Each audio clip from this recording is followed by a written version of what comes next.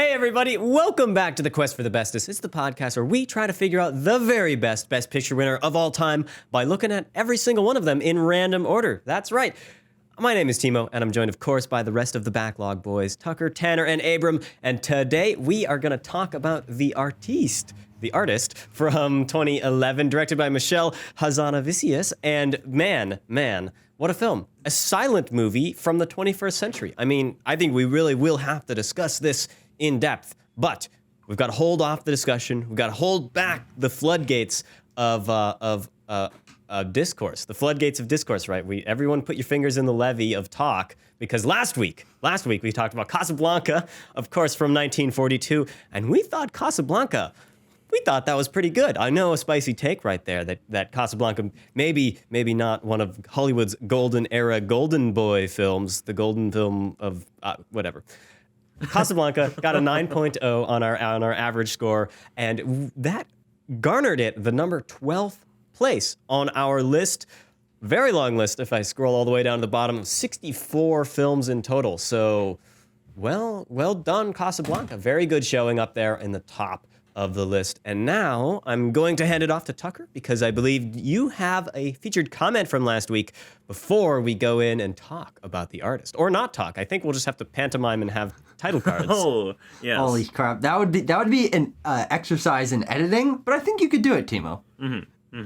All right, so today we've got a comment on Casablanca from Dan's, who says, I did not watch this till I was older. The first time I put it on, I turned it off after a few minutes as it was not hitting me any positive way. I understood it was a classic, but I'm not a huge fan of Humphrey or Ingrid. A few years later, I tried it again and really liked it and could kind of see how it was a classic. I've seen it a couple more times, and each time it grows better, and I can see how well written, acted, and produced it is. The word thrilling, quote unquote, is often used for more action-oriented movies or scenes, but with proper use of language, dialogue, and acting, actionless scenes can become thrilling and give you goosebumps. I love movies like this. So I'm assuming that he now is a big fan of Casablanca. Mm-hmm. We just went through this man's entire personal journey with this film. Mm-hmm. I was hoping that comment was going to end after I haven't watched this. That'd be fun. It'd come in with a Quest comment. It's like, yeah, I haven't seen it. It looks good though.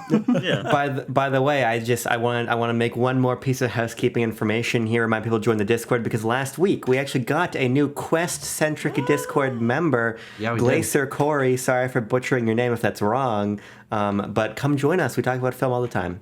We actually got somebody finally. We ensnared them. Now they can't leave. We are never talking about film. It just in one way. You know, in some senses of the words, we are film bros. Yes. Yes. In some sense of the word, we are talkies about film. We love doing talkies. Okay, all right, enough of that. Enough talking. Let's go back to the silent era, or AKA 2011, and talk about the artist. What did you guys think? I want to give it around the horn, because I feel like Where's this horn starting? Where's this horn starting? Tucker, you've been gearing up for this episode all day. I want to hear what you have to say first. Mm-hmm. So I decided to play up the bit that I am going to be the staunchest possible defender of the artist. And guess what? It's not really a bit. It's true. This is one of my favorite Best Picture winners. It's one of my favorite movies of all time. And it is the third time that I watched this, talking about it now. When I said this last week, I had only seen it once, but I watched The Artist twice before this discussion of Quest, because I just really wanted to nail down all the points that I wanted to talk about and sort of comb through the things that I might have missed and wanted to go over. I did pretty extensive research on the coverage and production and all sorts of stuff in this movie. Not necessarily that I have trivia. I assume that job goes to Tanner. Yeah, but Tucker, you wouldn't have to defend against me, my opinions on the movie. You'd have to defend against me taking the trivia segment away from me. Well, I'm not doing that because I didn't take trivia notes. But yeah, I'm going to come into this pretty hot and heavy, because I quite like the artist, believe it or not. Tucker, I would behoove you if you weren't hot and heavy going into this. Of course. But Tucker, you won't have to defend it too harshly, as I said just a moment ago, because I also really like the artist. I knew like the bit about this going in, that being that it is a throwback, a love letter to the silent era of Hollywood, particularly that moment in cinema history when it was transitioning out of silent film into sound film, into the talkies, as I believe the kids are calling them nowadays. Yeah, the kids these days saying the talkies. But I was really pleasantly surprised that this film not only nails that, but also gets a bit creative with that in a lot of ways. I love our two main characters in this. I love a lot of things about this film. I only have really one negative point which I'm sure we'll get into, but by and large, I really enjoyed The Artist. Okay. Abram, I'm putting you on the spot. You're up next. What do you think about this film? Well, he knew he was going to be on the spot at some point in the next 90 seconds, so I think that's kind of fair. Now, Tucker has this as his third favorite Best Picture winner of all time. I'm not sure if I'd put it that high, but I was also pleasantly surprised by The Artist. At the same time, I see like an apparition of Stephen A. Smith in my mind whenever I think about this movie, doing the we don't care gif whenever I think about The Artist. Because I kind of hold this parallel thinking process about The Artist. I think this is a gimmick movie, but not in the sense of it being cheap. I don't think anything in this movie is cheap, and its utilization of silent era Hollywood tenets and everything. Like, it is a gimmick, but it is a pointed and thoughtful gimmick. But I think that means for me, I have to care about the gimmick to really buy into the movie. And so when I watch The Artist, I find myself really charmed by, I think, the wit of the script and a lot of the sight gags. I'm charmed by, I think, the really beautiful cinematography and production design. But I just don't think I really care about the movie. And that's where I come down on it, because I don't have much reverence or interest in the silent era of Hollywood. I've seen a couple films from it, and they're fine. Of course, it's foreign, but I'm a big Metropolis fan upon a second viewing. But even in that, I was fighting for my life to stay awake. And that was certainly the case with The Artist for me a little bit too. As soon as we have that dream, where our main character, George, can hear sound for a second and he can't speak. From there, I became far more hooked. I think this movie took a little bit of time to build for me. Then when I got into it, I appreciated it more, I enjoyed it, but I promptly forgot about it as soon as I turned off The Artist. Which is not a commentary on its quality, but more its resonance for me as somebody who understands the gimmick, but doesn't really have much of a personal association with it. Okay. Well, for me, this film has one cardinal sin. What is the main conflict? What is this main character? There's something that he doesn't like about Hollywood, and he doesn't like sound, and I can't get on board with that. Okay, but all jokes aside, I actually don't. I don't really like this film very much. I actually think it's worse than the sum of its parts. I don't think it has a lot to say. I don't think the silent film gimmick works really. It doesn't add anything to any. It just is silent. It doesn't justify its own silentness. I feel because when it breaks its silence, it's when it's doing really cool stuff. I think that the story is just kind of lukewarm, and that it rambles around in silent film fashion until it gets to the end, and then it boom, wraps everything up in the last couple minutes. And the love story is there, but I don't really feel it, and so I'm not very hot on this one at all. Even though I think that it does have beautiful cinematography, and the acting is really good. I just don't think that any of that adds up to a film that is meaningful or a film that is memorable, really. I think that the gimmick works sort of, but I don't know. This could have been a talkie, and it could have probably been the same. It would have played out a lot like Sunset Boulevard, which is a film that deals with similar issues in a far better fashion, I think. So I do have a lot to say about this film, but I want to hear what you guys think, and we can go back and forth about individual specific points. Abram, you're giving me you're giving me ninja vibes right now. What are you thinking about? I'm recreating the classic I beat the case image, because now I'm not the one in the hot seat for this fucking Artist review for once. Oh, yeah. Now here's the thing. Oh, sure. Okay, go ahead. I think the right place to start with this movie is discussing the gimmick, which is that this film intentionally recreates a lot of design tenets and filmic element tenets of the era that it's riffing on. And I think that obviously where our divide is, Timo, you and me, is that I absolutely do think this film justifies its silence through the way that its film form and elements of lacking in talking sound and emphasizing score and having the couple moments where sound is utilized absolutely do justify that gimmick, because I do think that it plays into the themes that it is covering of as we'll get into, being left behind by progress and the tension that George feels within himself as a new technology is welling up, and the idea of taking something that is a story that has been talked about. Sunset Boulevard, Singing in the Rain, this idea of the transition to sound film is not new. I mean, these are classic movies that people have been watching for decades and decades and decades. But I do think that what the artist does, and why I'm kind of surprised it took us,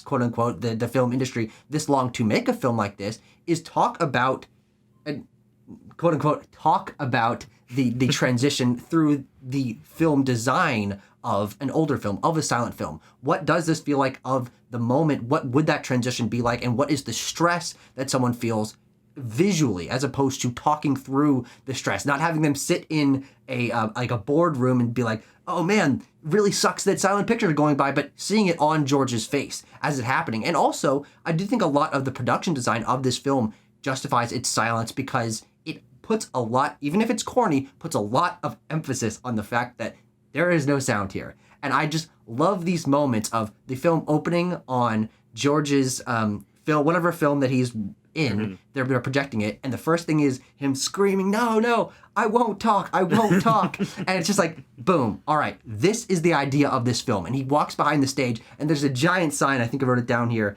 that says, please be silent behind the screen. And it's like, it's playing with your expectations of what this gimmick is going to be in a really creative way, and that all culminates through this opening scene that's showing him be happy behind the screen, people reacting to the film, and then the music stops, and everything is silent right as you're expecting sound to come in, and everyone stands up and cheers, and the roar of the crowd is supposed to be there. But this gimmick of this film is that there is not sound in those moments that you usually would expect it. And I think that really plays with our reliance on sound and what our form elements have come to expect. And I think it really is confident in the way that it portrays that. So I don't have my book, so I can quote Eisenstein right now about how like sound works in conjunction and in disconjunction with film. But to me, the way in which it's a silent film, it uses like established silent film tropes. It tells its entire story visually, of course, with a few exceptions, but most of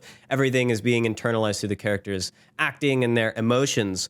But where it doesn't really like go anywhere to me is like, well, what does it being silent have to say about these characters, and what does it being silent like tell us about how George is reacting to it beyond just him showing us?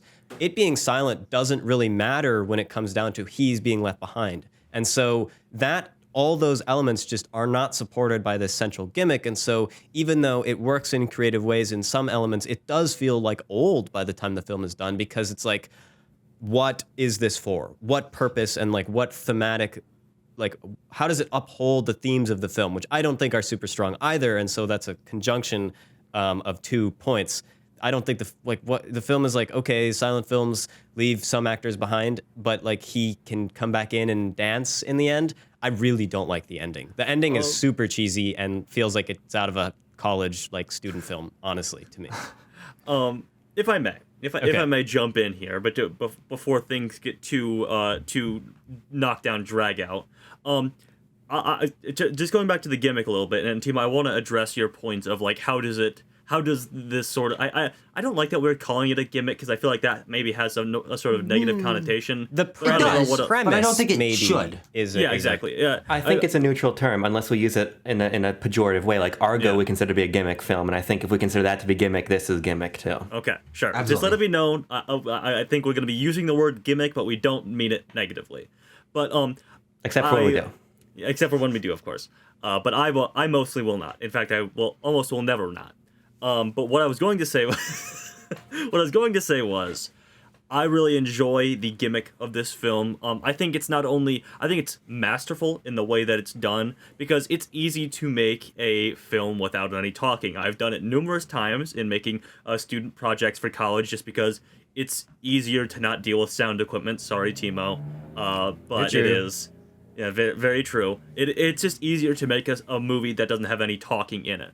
But it's harder, and this is what Michel Hazanavicius, thank you, Tucker, the director, does. He mimics almost one-to-one the stylings of 1910s and 1920s silent film. And I think that takes a much more adept hand. And that comes in, with the with the black and white cinematography of this, with the set design, with the mannerisms of not only our main actors but all the side characters and everything. I think it's a masterclass on a lot of these fronts. But I was going to talk about and this is where I disagree with you, Timo, about how it doesn't really tie into any of the the character arcs or the themes or anything like that. It took me a while, about until the end of the film, to really narrow down what the character flaw of George is and what this film is maybe sort of saying about silent film actors and producers of the time. Is that they're prideful. I mean, George through and through is a prideful character. He laughs off when he first hears sound in film, and he's like, "Oh, this'll never catch on." And then later in the office of John Goodman, he looks at that poster of all the stars, and he's like, "You'll see. I'll show you, John Goodman. I'm gonna finance my own silent film, and it'll be the biggest film in the world." And then it fails naturally.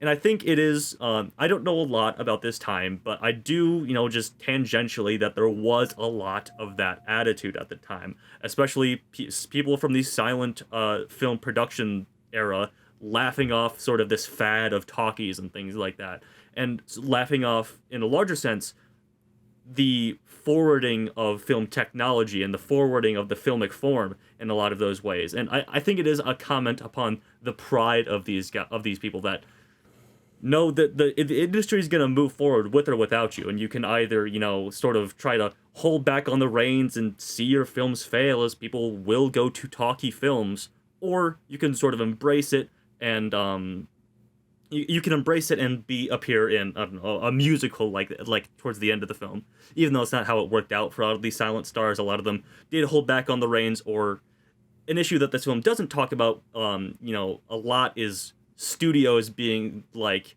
"No, we're moving on and we're moving forward, and people don't like you now, so we're just kicking you out of the industry." Essentially, it does that a little bit with John Goodman, but we can talk about that at more length. But those are sort of my thoughts on the gimmick itself, and then how it ties into the characters and the themes. Here's what I would say: I wouldn't care about this movie at all if it was not silent, I think. Because again, on the most subjective level, the politics of the transition to sound I studied and I know, but they're just in one ear out the other. They hold a historical value, but I think what's exciting about this film is it does take a technical, artistic route with the filmmaking into the subject matter that does feel unique to me. So I found it to be, I agree that it feels masterful in some senses, because I think its ability to not feel, because we think about Mank, right, where Mank didn't feel like it retained the time period it was trying to capture. This, to me, does feel like it is a modernized film from 100 years ago. So I like that. And that is, I think, what held my interest in part. But where I disagree from you guys, and where I find some common ground with Timo, is I don't think that they throw a wrench into their own design nearly enough.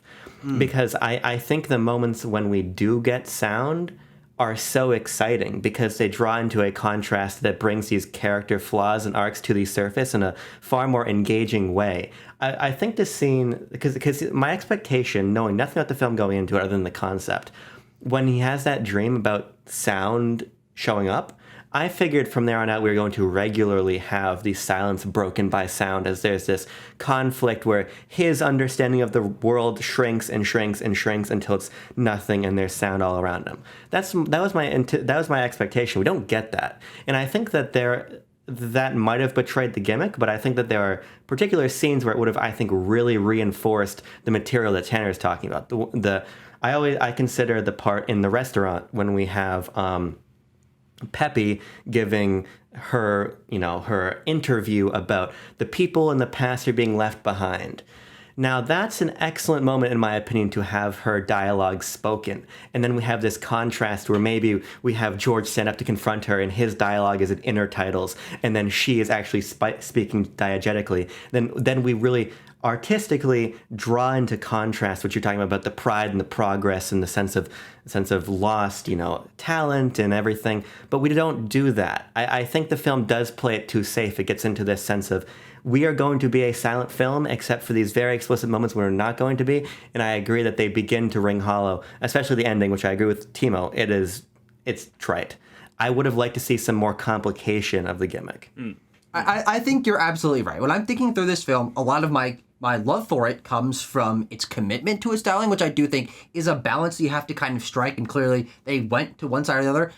Abram, that film that you describe is like 2 points more interesting to me than The Artist is. But unfortunately, that's not the movie we got. I would love to see something like that. But what I do think that the confluence of the gimmick with the themes comes in, and where, Timo, I do think that I obviously strongly disagree with the fact that you don't think that it plays into the themes of the film, is that what this film is about, and maybe it takes a little bit to peel these layers off to get to this, but is about is not only male pride but artist pride George is by himself. He will not accept help from others. He's going to go out, he's going to create his own thing, and he's so refusing of any help or any other people's like influence that it takes until the end when Pepe really truly he realizes that Pepe actually truly cares about him and wants to help, that he's finally able to break that down and have that moment where he speaks for the first time. And while I do agree that the dance sequence, it's a good dance sequence, but that being the ending is a little bit weird. What I do love, and why I do think the commitment to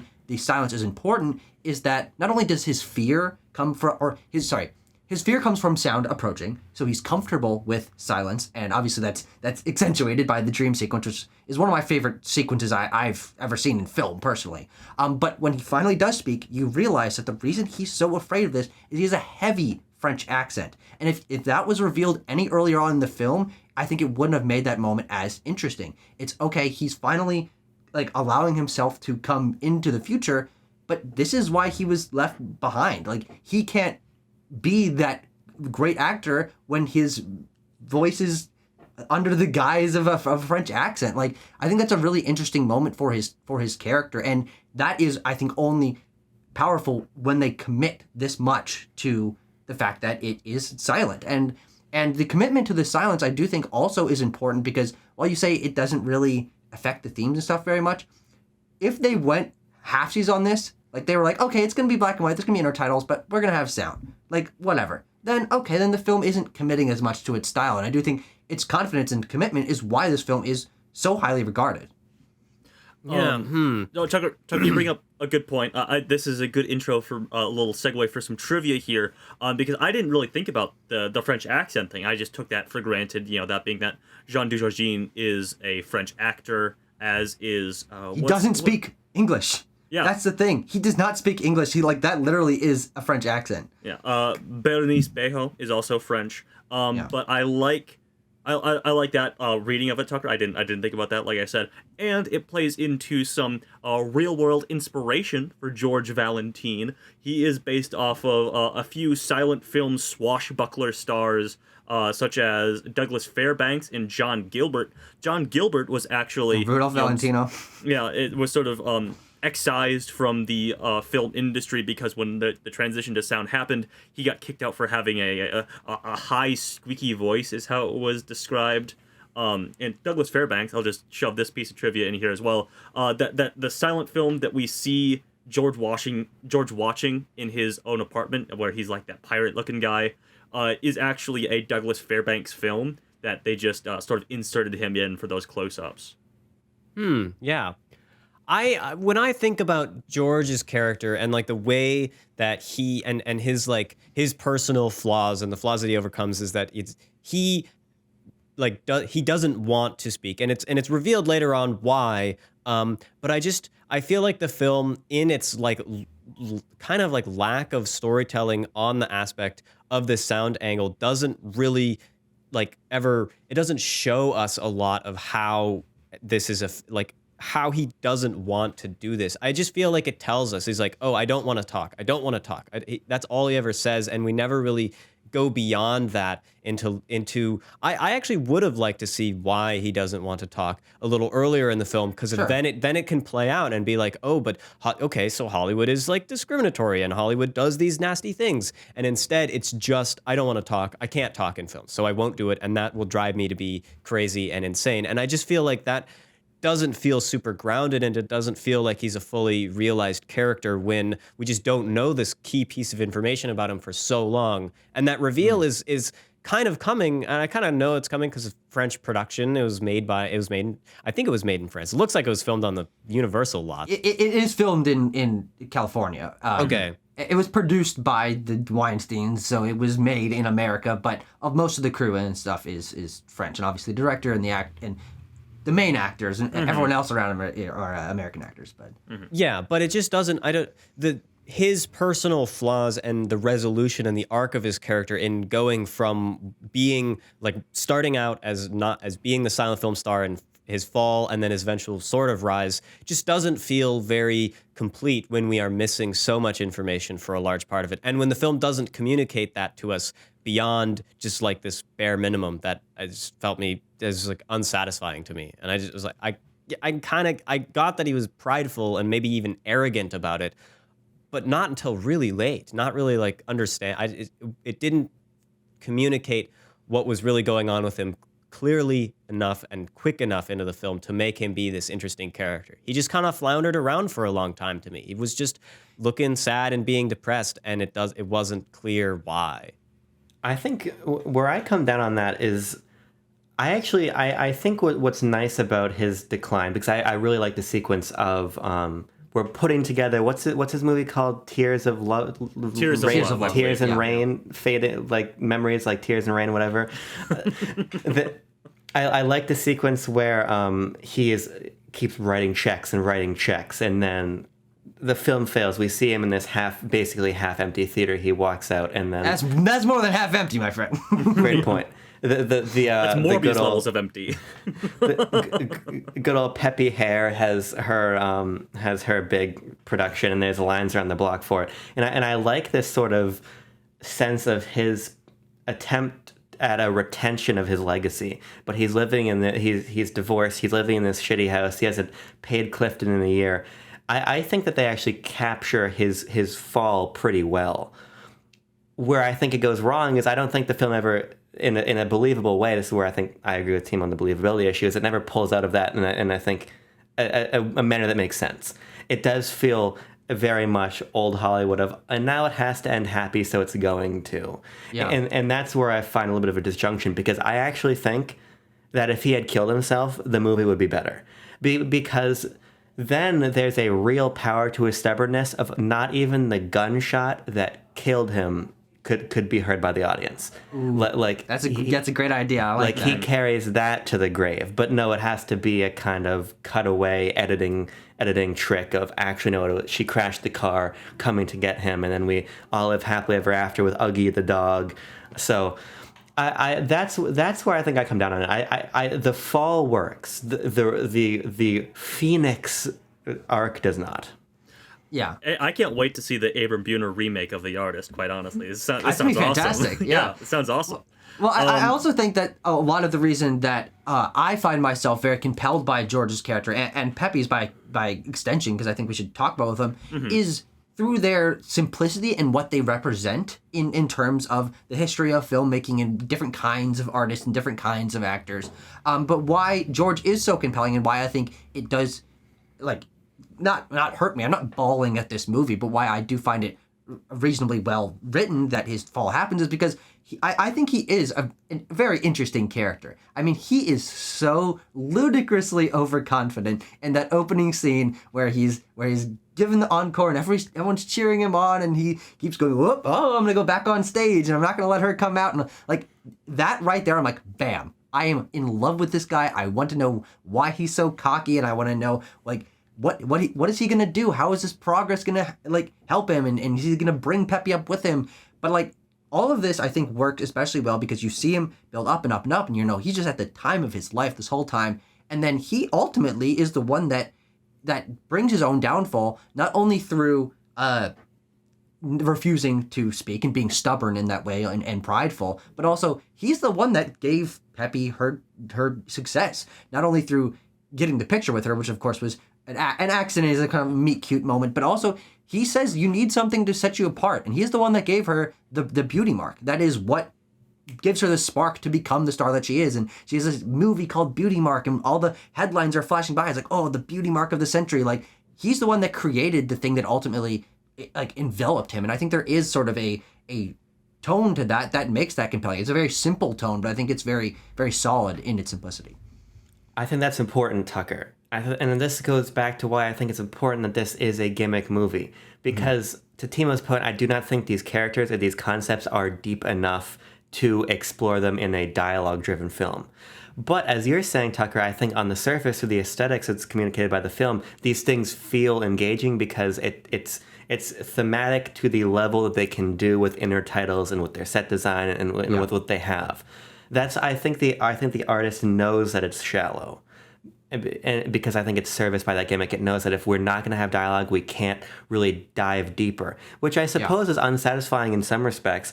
But I think it really only ends up, in my opinion, biting me in the ass at the tail end of the film. When I agree with you, I can buy into these concepts a little bit because I'm engaged by the mode of the storytelling, not necessarily the content of it. I was gonna say if we're gonna transition a little bit to talk about George and Pepe's sort of romance and their characters interacting, that's sort of my only real major negative sticking point in my brain, is that I would have really liked to see more interaction between them throughout the course of this film, because we get that sort of beginning where, they're working on the film together, and I love the montage where it's like Pepe Miller, and then it zooms out and her name's at like the very bottom of the poster, but then it slowly works its way up the credits. I think it's a great montage and sets up their sort of their relationship in him being this titan of the industry, sort of leading her through it and giving her the beauty spot, which propels her into stardom in a lot of ways. Or it gets her noticed, I guess, more accurately, because her talent didn't really change. It's just that, like, wowzy zowzy, this girl's got a mole on her face. We gotta get her in the pictures. But anyway, but she after George leaves the film industry and sort of their movies come out on the same day, she's gone for a lot of the film. We get that sort of that heartfelt moment in the rain where she doesn't get to interact with him a lot because that other dude is there. And then she's gone until he attempts suicide and she comes to the rescue. She comes to the hospital. Yeah, she comes to the hospital. And brings him to her house. It's the fire. Augie, of course. It's the fire. Augie, of course, rescues him. And she's gone for most of that. And I would have liked to see more moments like the restaurant, where by happenstance, their paths keep crossing in a sort of like will they, won't they, classic romance sort of deal. That would harken back to the films of the early 20th century. But I felt like she was gone for a lot of the film, and I felt that not because obviously this is a exploration of George's character, but I think that she is an important element of that, being the love interest of the film and being this representation of like the up and coming sound star. Yeah. So I would have really appreciated seeing her more in the film, not only because she does a great job, and Berenice Bejo is a fantastic actress on the level of Jean Dujardin in her ability to convey these images or convey these emotions through physicality and not words. But yeah, I that's my only real negative sticking point, is that she was absent for too much of the film. And as a result, to me, I think because she's absent, their romance is really lacking. Yeah. I can just like see that she is totally like infatuated with George, but like beyond that, I'm like okay, she loves him, and okay, but it's because again you've told me that this is so, not because I've been shown that she loves him through things that characters do to show that they love each other. The films have this all the time, and so she rescues him at the end, and she like is trying to go out and save him so much, and he doesn't accept it, and that's an interesting and nice dynamic, I think. But like, yeah, it's like I'm like, okay, there's some romance here, but it doesn't feel like it has any sticky. It doesn't stick to itself and doesn't form a solid romantic unit within the film. Yeah, I think a lot of this issue, especially, I think comes from the fact that this is a short movie. This is an hour 40. This could be a 2-hour picture, and we could have a couple more scenes in there at the end, maybe a couple more of the romance. But for whatever reason, they decided to chop it down a little bit, and I think it's personally neither here nor there. I do think that a lot of the simplicity of the romance does benefit the film in a few senses, though. I would have loved to see them interact more. I think that the romance is ultimately unsatisfying, but I do think that is intentional. I think what you do see from both of them is, of course, great. First 30, 45 minutes, them interacting, them meeting, like great romance stuff. There's all right, to that point, no issues. Where the issue comes in, where this is they're distanced and you don't see them interact very often, but I think is powerful for George's character is how stubborn he is, pushes her away completely, and he refuses to admit her back into his life, and refuses to admit that she cares because he sees her as trying to knock him down because everything's against him and the world's kind of pushing him away. And so by that metric, he's pushing her away. And so of course they're not going to interact very much. And when you do get those few moments of the scenes of them together in the restaurant, a great scene, great moment of her expressing that and then realizing he's there and then having that conflict and him being very, I think, rightfully but kind of stubbornly upset about that and storming off, and then in the rain, like the fact that they can't quite interact, like because they've been pushed away. I think those are powerful moments, and what you see from her is the fact that she's still hanging on to that. Like she's got other people in her life, but she still is thinking about George constantly. She buys all the stuff at his thing. She goes and saves him. Like there's a yearning there that ultimately feels like hopeful, but the film doesn't tie that up in a bow enough. And I think that's where the unsatisfactory nature comes from. Like, all this stuff, the way it plays into their characters, I think is really good. And I like the fact that she saves him, and then I like the fact that she's the one that comes to him at his lowest moment. Like, all of this works, but there's no tail on that. There's no wrapping this up like, oh, this is what that was all leading to. And of course, she gives him another chance. They're doing their musical together, and boom, film ends, which I think is good in some regards, but you're right, does leave it a little bit lingering. Yeah, I find myself not questioning the romance really until the end. I agree with Tucker. I think it plays out nicely. I like the isolation that George ends up in. I think that's compelling. But I do think that the film is and I'm remiss to say I want to spend more time with a quest film of this ilk. But I think if there was just another 15 minutes of screen time when we had to unpack what it means for George to be in a talkie and to have this relationship properly, I think would have been important to hammer something home, because I really do love the moment of him going into the room with all of his old stuff in it and uncovering it and realizing what's happening. I love the shot revealing the two people who are bidding against each other in the auction house work for Pepe. I think that's all great. And then the fact that he just snaps and runs away, it is really powerful, and I think it feels very continuous with his behavior. But then there is the 180, which is never explored, and that's where the relationship feels hollow. So I agree. And you guys might have a point about that ending of them doing the musical together, but I was just swept up as a theater kid at heart in the fact that they're like, oh my god, they're doing a dancey musical. Oh, this is so fun. Look at them, they're doing the Charleston. She does the classic, the move that she does like multiple times in the film. I think it's the Charleston. I'm not really up to my my 1920s dance moves, not trivia. But yeah, it's just a really fun way to end the movie, I think. It's actually, but you guys might have points about it being unsatisfactory, but for me, I liked it. It's actually a reference to the honorary Oscar-winning scene of Flash entering the Speed Force Tanner. Oh, I see. That's what she's. I gotcha. No, here's the thing. Sorry. You guys, I was going to transition to something else. Go for it. I was just going to drop in a silly piece of trivia, but go for it. Might as well. Transition us through with that trivia. Well, transition. I have a lot of trivia on this movie because it has a very interesting sort of production and the history making sort of things that come with making a black and white silent film in the 2010s is interesting. But I had to bring this up because Abram dropped in a sly little Blade Runner reference earlier in the review. And I know this is one of Tucker's favorite aspects or a small aspect of the film that he loves, but the staircase that George and Pepe meet at after George storms out of John Goodman's office looks a lot like the Bradbury. Yeah, it is the Bradbury building. Good eye, Timo, good eye. It's been used in numerous films and TV shows. It's also, that particular piece of architecture is called a filigree.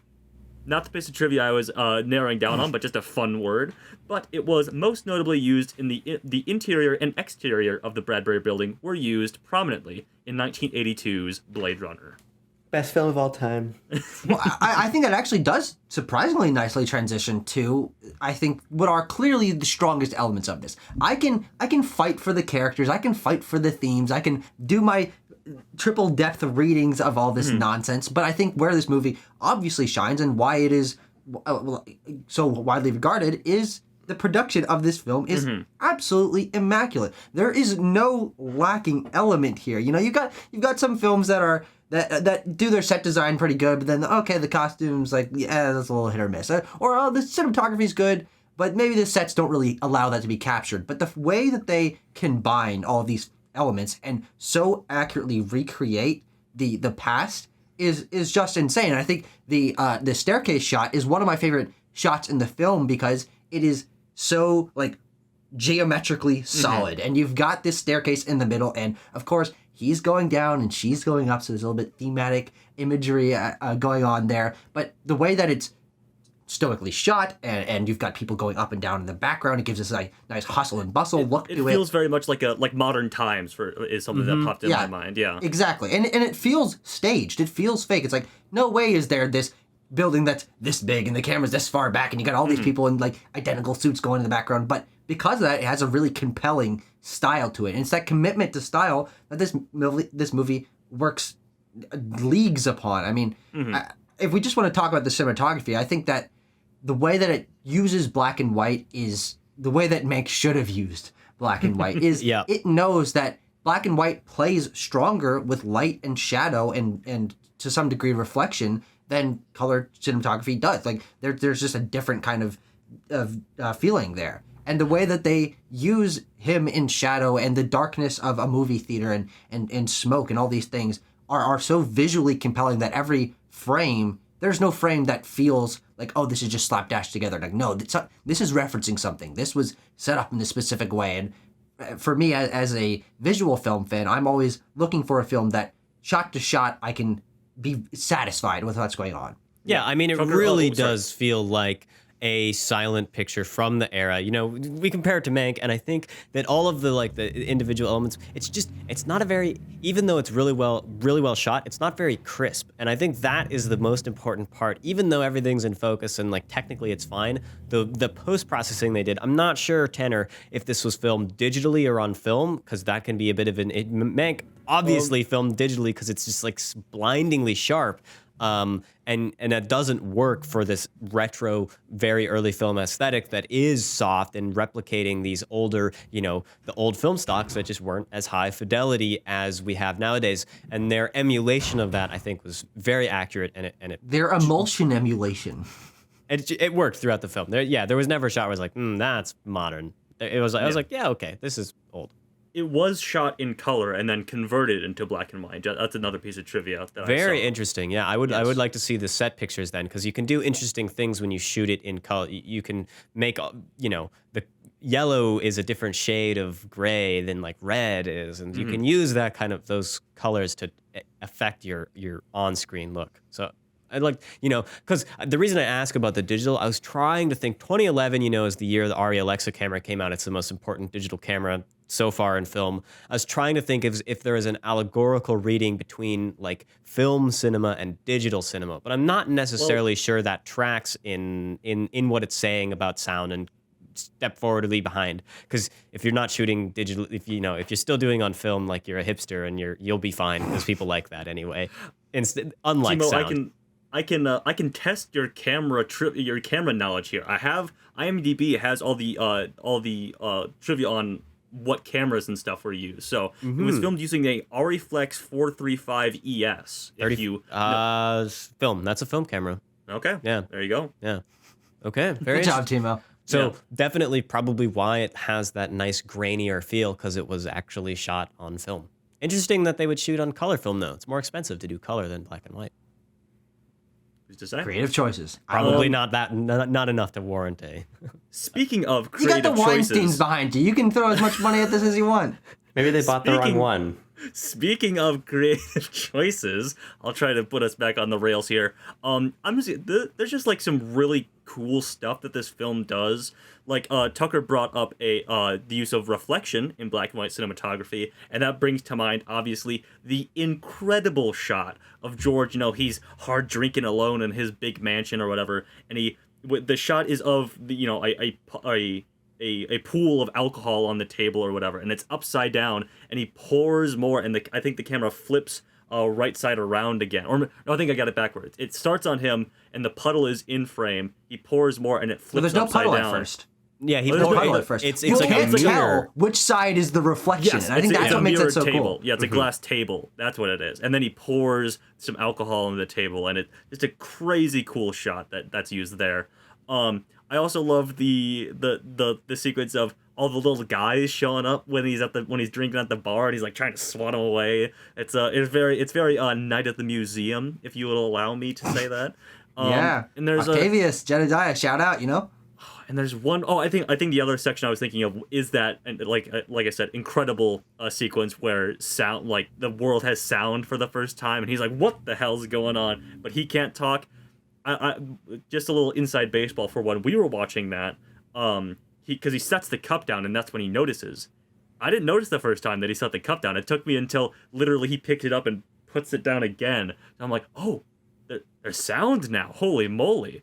And then obviously, I love that when it ends with the feather just like, I know, I was like, I felt it coming. I was like, it's going to make a fucking boom when it hits the ground. And it does. And it's and Jean Dujardin makes that face where he's like, ah, or whatever. Great. Love that. Yeah, it's a cool sound. That's cool use of sound, I think. Yeah, I mean, it's like a Foley project. Maybe be some cool thing to do in class to do something like that. Yeah, I mean, it sounds the character of those moments of the sound, I think, do actually sound quite retro and quite vintage, even when I think that you could make the argument that they should have brought the sound all the way forward into the present of sound, because you design sound nowadays very differently than they would back in the day. And so I guess I'm happy that they stuck with this like old-timey aesthetic for how it sounds when it does have sound going on. Yeah. I think, or Abram, do you have any thoughts about any of this before I continue ranting? No, not really. Oh, okay. I'm really starting to run out of things to say. I want to talk about my favorite character, but that's kind of me derailing this conversation. Well, the final things I want to say about the filmic elements is I do really appreciate its commitment to its style. I think a lot of movies that... Oh, I do have one more thing once you're done with the filmic elements, because this is actually a fairly large gripe for me. Okay. We'll get to it when we get to it, though. You continue.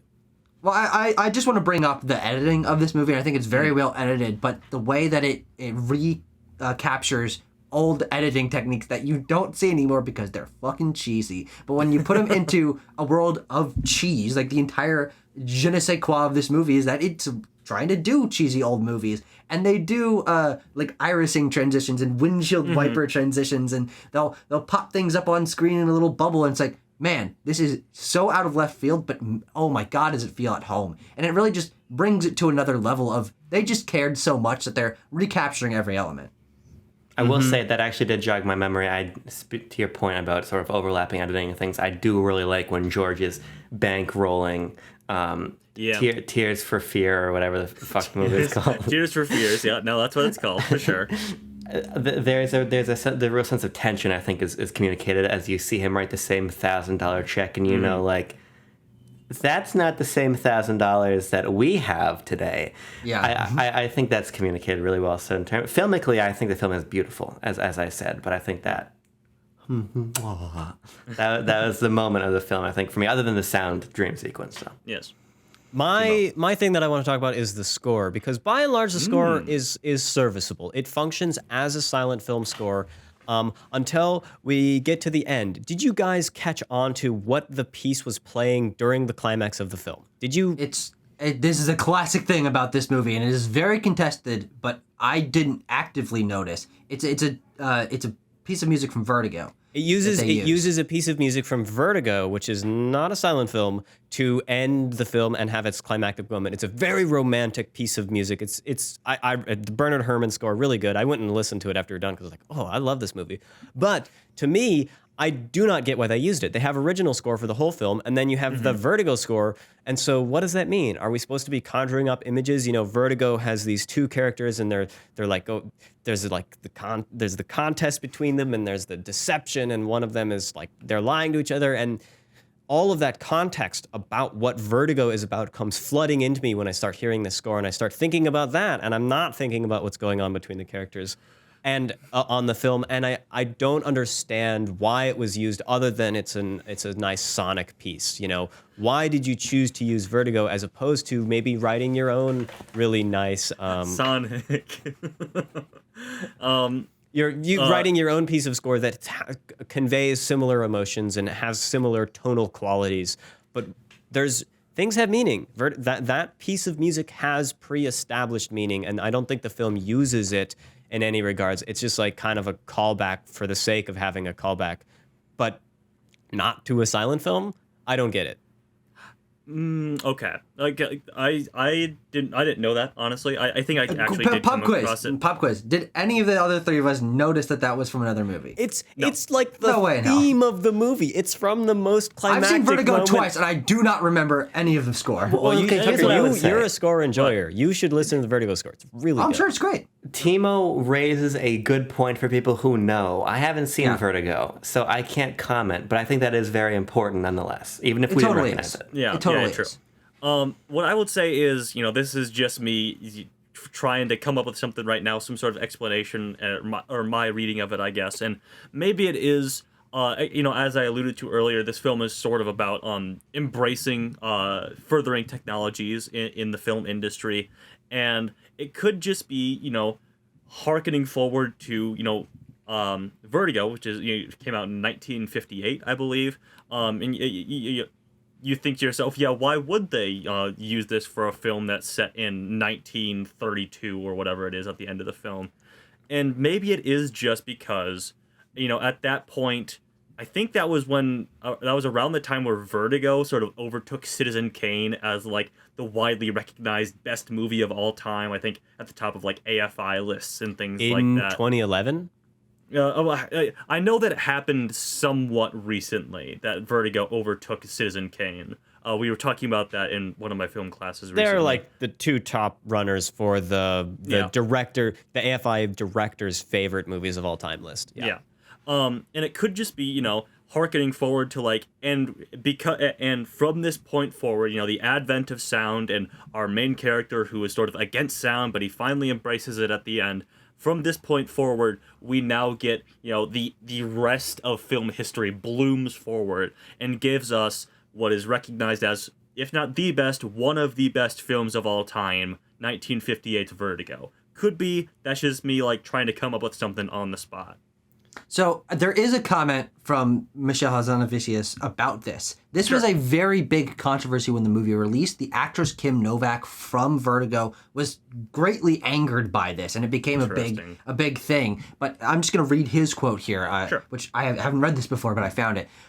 The artist was made as a love letter to cinema and grew out of my, and all my cast and crew's, admiration and respect for movies throughout history. It was inspired by the work of Hitchcock, Lang, Ford, Lubitsch, Murnau, and Wilder. I love Bernard Herrmann's, and his music has been used in many different films, and I'm very pleased to have it in mind.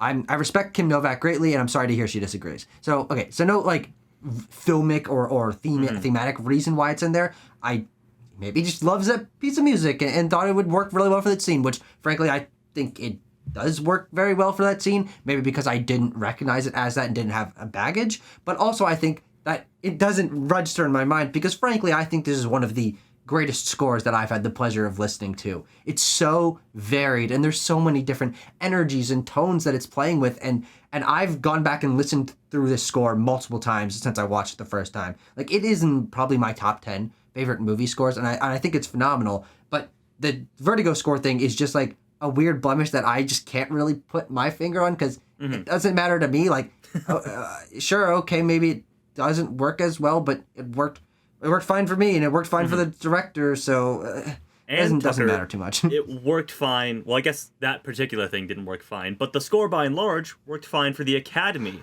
as it won Best Original Score at the Academy Awards. I'll go through the wins and knobs right now as well. Yeah. It obviously won Best Picture. That's why we're talking about it here today. Jean Dujardin won Best Performance by a Lead Actor. The first French actor to win that award. Hopefully the last. Fingers crossed. I'm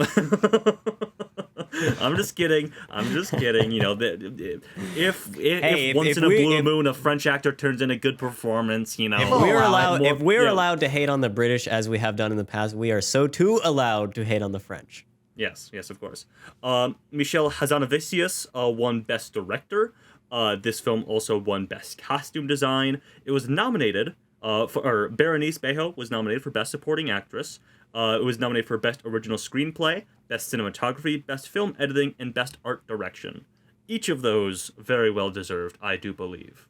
Absolutely. I mean, I need to go look and see what beat it for cinematography and art direction, because in my mind, those are the two that it wins alongside Best Picture. And of course, I think Jean Dujardin is a phenomenal choice for Best Actor. I mean, it's not as outwardly emotional because he cannot speak in this role, but I do think that in terms of personality and physicality and just the brightness of his face and the smile and his mustache and the way he moves his legs and his feet and stuff, like it's top tier stuff. I mean, Tanner made this connection alongside our good friend of the show, Roger Ebert, that George Valentin is a combination of Sean Connery and Gene Kelly, and oh my God, is that true? He looks like Gene Kelly.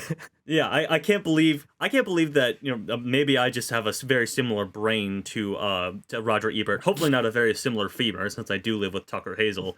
But yeah, I can't believe that we both made the connection that he looks like a combination of Sean Connery and Gene Kelly. Just those two specific people. Yeah, is very interesting.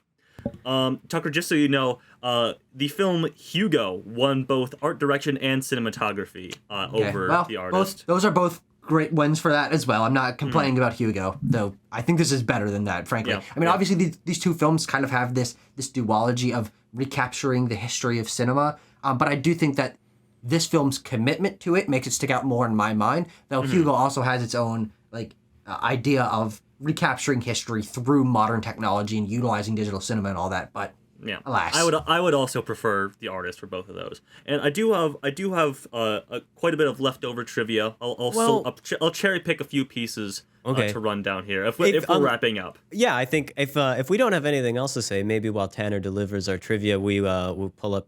Abram looks like Abram he's has got one final point to make. Mm-hmm. I think this film also succeeds in its whimsy. I think it's kind of a whimsy and witty film in a lot of places. And for me, I think the character that exemplifies this the best is the dog. I really love the dog. Augie is fantastic. And I was prepared to think the dog was dumb and it was going to feel a little bit too, wholesome. And I think at parts it's a little bit schlocky how he's going to go run and find the policeman, and then the old woman is going to tell the policeman to go run after Augie. But I think on the whole, there's this fun dynamic between George and the dog that I really like. And I think it is genuinely affecting when that dog is pulling on his pant leg when he's got the gun in his mouth. Like you can't give best actor to a dog. But I think there's some praise there for the fact that they're able to get this animal to give a actual performance, I suppose. I don't usually find myself affected by animals' performances in films ever, but I want to shout out the dog. There is a shot where he is a man. I mean, he is a bipedal creature without feathers, and that, by definition, is a man. Sure, as we all know. At least in that one shot. But I think you're totally right. I think what makes him so special is the way that he is so ingrained with George's character. The two of them are inseparable. He goes with him everywhere, and also they mimic each other's emotions quite frequently. And those are the moments that he sticks out the most. It's like, oh, they're doing the same head movement, turning their head at the same time. And it's like, I like that. It's funny. I did have one final note that's not trivia in that, and we didn't talk about any of these people at all, aside from maybe name dropping them, but John Goodman, James Cromwell, and Malcolm McDowell are all in this movie, and I think it's just really fun that they get to, stretch their silent film legs, especially since they're all old codgers in Hollywood, and they probably saw a good number of silent films when they were youngsters, so I think it's fun for them to sort of get to be involved in this sort of thing. But I do have some trivia. I'll try to run some pieces down here quick. Okay, while you're doing the trivia, pull up your scores because we're gonna be punching that I'm in. locked and loaded. Yes. I'm locked and loaded. Most of these are the award related, but just production related. There is not a single zoom shot in the film because zoom technology did not exist at the time period that this movie is reflecting. So that's just sort of another commitment to the bit that the artist does. Let's see what else here. Despite having a runtime of 1 hour and 40 minutes, the screenplay is only 42 pages long. It is actually the shortest screenplay to be nominated for any major award. Wow. Well, 42 screenplays pages. are designed to account for dialogue, spoken Yes, dialogue. exactly. That's how they Yes. are created, so that makes sense. Yeah. This is the first Academy Award Best Picture winner to be presented in 4:3 aspect ratio since Marty in 1955, 56 years earlier. The first completely black and white film to win the Best Picture award since The Apartment just over half a century earlier. Billy Wilder was actually thanked 3 times during the Best Picture acceptance speech for this movie. It's also, the first black and white film to win this award since Schindler's List, but that wasn't completely in black and white, so I feel like that kind of doesn't count. And the last piece of trivia here, which I think is really, really interesting, is, as I said, this film won Best Original Score, and Ludovic Bors won the Academy Award for composing the score for this film, despite having never having any formal training above or any higher educational training in music orchestration nor film score composition. So Damn. Yeah. You really can't do anything, folks, if you set your mind to it. Yeah, he learned to read music as artist. a child from accordion lessons and studied jazz as a teenager. So basically, he was an accordion playing lad on the street in France, probably, and then went on to win an Oscar for composing a score With his glass of red wine and baguette in both hands Yes. as he plays the accordion. It should be noted that he was helped by 5 arrangers and 5 orchestrators in creating the film, but he wrote the score himself, having no higher education in music Trust me, guys, writing. he wrote the score. Yeah, he wrote the score. He could be lying. Who's to say? That's a great point. Yeah. There's always the chance that all these are lies. Who's to say? I also believe that it is the only silent film, quote unquote, because of course there's the 2 exceptions, to win since Wings. Because guess what? One after Wings, the Broadway Melody, and that has sound. So, Which is, interesting. I And like it's a the bad movie. idea. I like the idea that every once in a while Tanner slips in a piece of trivia. It's not true. Yeah, I like that he's keeping us could on do our 2 toes. We could do 2 truths and a lie with some of these two- trivia facts. That'd be 2 fun. trivias and a falsehood, maybe? Yes. I'm not sure. Are you guys ready to we'll make rank a this graphic one? for that. Yeah. 2 trivias and a falsehood. I've Yeah, got my number's in. I've got My my number's number. in. Okay. In 3, 2, 1. Ding. There's gonna be no surprises here, guys. Let's be real. Calculating. And the calculation is done. The computer has done its magic. Let's figure out what the score is. Okay. At 7.8. That is what we've given it.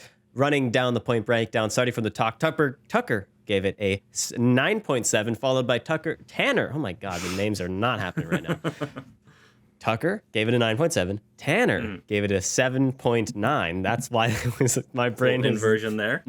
Abram gave it a 6.9, and I gave it a 6.5. So, in that, a little bit above middle, but, we're kind of spread out. Yeah, we are. Well, no, I'm spread out. I mean, let's be real. I pitched this as the last episode was closing, as this one was opening, as this is not only one of my favorite Best Picture winners of all time, this is one of my favorite movies of all time. And I remember watching this film, and for one of the first times in my life, being like, this is what I think film should be. Like, in my mind, in my opinion, this is the pinnacle of creativity on film, of utilizing film form to tell an affecting story with charming characters, a great score, great creativity in its visuals. But all of that applies to the fact that this is a movie, and it knows it's a movie about movie history, and all of that just clicked in my brain, and I was like mouth open, eyes agape the entire time I first saw this movie. And of course, that the wonder of that spectacle has since decreased, but on my second and subsequent third watch, less than 24 hours later, I found a lot more to appreciate in this film on a level of themes and character that are a little harder to grasp. And I think that with a little bit of dusting the sands, like archaeology, off of it, you can find quite a rich story here. But I also think it's very beautiful in its simplicity, in the fact that it recognizes that it's committed to its style, and that comes with some limitations. And the fact that the characters are relatively simplistic, and the romance is a little bit weird during the end, but subdued because of that. All that is because it's so committed to its style, and I think that really impresses me. And when we're talking about Best Picture winners, everything that I'm always looking for is what makes it stand out. All of these won Best Picture. At the time, they thought it was the best of the best, but what makes it stand out? And there is few films as unique as this. I really think just in general. And of course, that's what makes it stand out to me. And I'm just absolutely in love with the movie. Tucker has to go and give the most heartfelt speech in defense of this film after we put our scores in. Yes. What was the mentality there? Come on now, Tucker. That could have bumped some scores up. But now. Come on. keep that, because we do have a tie actually issue going of litigation. on here. We do have to litigate litigation. because at the 39th place is another film. No, That's at the way lower than 37th, third. a 37th place is another film with a 7.8 score, and it's from the same year that the end of this film takes place in 1932's Grand Hotel.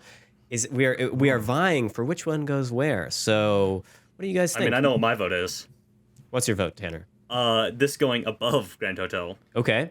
Yes. Oh, this is hard because I don't remember what I thought about Grand Hotel at all, so I just checked and I gave it the same score as I gave the artist. Here's what I'll say. Mm-hmm.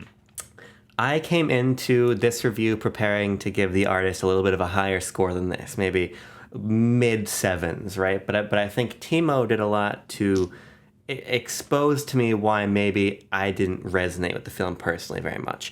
I still really appreciate the gimmick, and I still think the gimmick's what carries the film, but I do think that this is a case of style over substance, and I feel like Grand Hotel is not that. Grand Hotel, in my opinion, is a much more rigid film, and I found the narrative as it unfolded there to be perhaps more interesting, even though the film is obviously a lot less stylistically unique.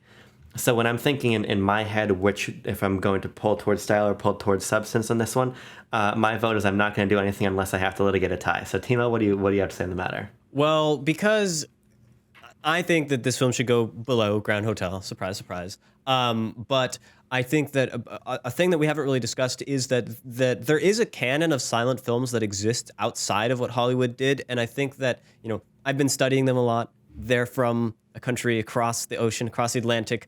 There are ways to make silent films without intertitles whatsoever and to still have all of that come across. And that while this film does like Hollywood montage really well, I think that silent films deserve to have really strong cuts, really like motivated and really thought-provoking cuts. And so I feel like if you're gonna be so reverent about cinema, I think that at least a little inclusion, pull in these Soviet montage filmmakers, because they are really important to how we understand film editing and how we understand the construction of film narratives. And so even if, okay, this is obviously a Hollywood film and we're throwing back to Hollywood, you can still throw in some little bits about, okay, like show us two things, show us the man and the soup and then the man. And we're like, he's hungry. Just damn it. Just do that. Beyond all the other stuff, I do think that Grand Hotel certainly made me laugh a lot more while we watched it, and I have a lot more fun. I think of that movie quite fondly, even though it's kind of in the lower mid on our list. I'm gonna have to put Grand Hotel above The Artist. Oh boy, Abram, you have to litigate. Now, Abram, you have the power. You don't have to litigate a divide because you can choose to put The Artist above. Yeah, see, here's the thing. I also request that we wrap this up somewhat soon because Tucker and I have a hot date with a movie. Ambulance, Michael Bay, master of editing. Yeah, this year's Best Picture winner coming up. Obviously. I honestly think I'm gonna have to put it above because as much as I didn't care about this movie, I also, as we all know, don't care about almost any film we watched that released before like 1975. So my general perspective is in truth, not just me being the fucking dumb film bro who doesn't like anything that's old, is that I understand where you're coming from, and I do think that parts of the movie ring hollow, but I suppose what I'm affected by most in my style or substance debate here is what Tucker said. How do they stand out? What is the sort of quality to each of these films that in retrospect, makes them interesting as Best Picture winners. And I think that the creation of this film is more interesting than Grand Hotel. Even though it's largely, Grand Hotel couldn't do something like this, right? Yeah. But ultimately, that doesn't really factor into my head. I would say that's actually not true, though. And why I think this film is so impressive is because this idea could have been done 2 years after sound appeared. But no one did it for whatever fucking reason. No, and that's a good point. And I do think maybe it is on the back of the gimmick. I would give it the edge, but I'm going to give it the edge anyway. Because also, I don't want to keep a man from his ambulance. Great point. There you Great go. point. That is going to put The Artist at place number 37 out of 65 on our list. Congratulations. We've put another film. We've ranked another one. We We did put it again. another film. Good job, boys. Yes. Now let's spin and get the hell out of here. Let's spin Okay, let's do it. and get out of here. I'm ready. You got it pulled up, Timo? Oh yeah, I got it pulled up. Okay. But Tanner, are you actually gonna be able to sing this time around or not? Because it is a silent movie. Maybe we'll just Timo, have can to you use. please do intertitles, please, for the love of God? Yes. A little more editing work. Can you put intertitles for the thing? All right, Tanner. Let me know when you're ready, and we will spin. Okay. Do I actually sing? No, point at me. Okay.